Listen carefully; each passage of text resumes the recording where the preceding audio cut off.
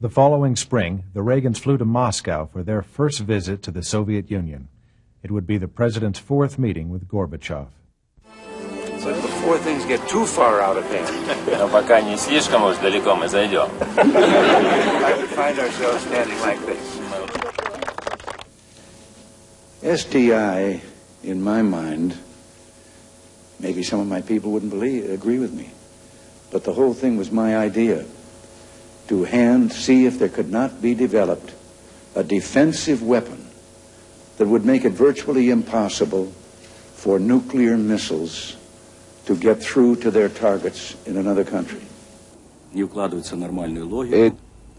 doesn't meet normal logic to reduce strategic offensive arms on land and to build a bridge for such arms into outer space. Although the Americans say that this is a purely defensive weapon, we do not think that is so, and we're competent enough to make our views known. This is fraud.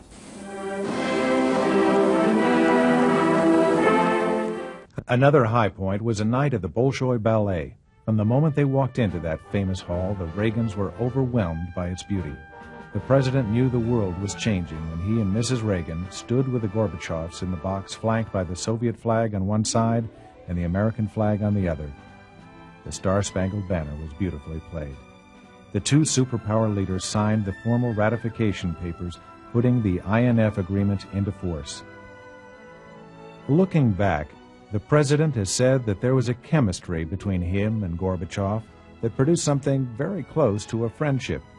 Gorbachev was a tough, hard bargainer. He was a Russian patriot who loved his country. The two could and did debate from opposite sides of the ideological spectrum, but the chemistry was there. The era of nuclear disarmament has begun.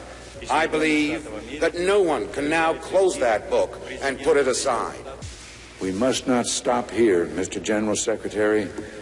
There is much more to be done.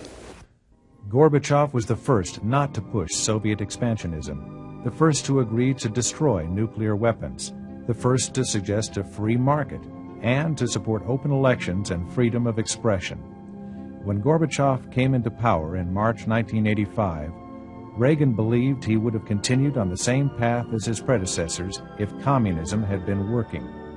But it wasn't.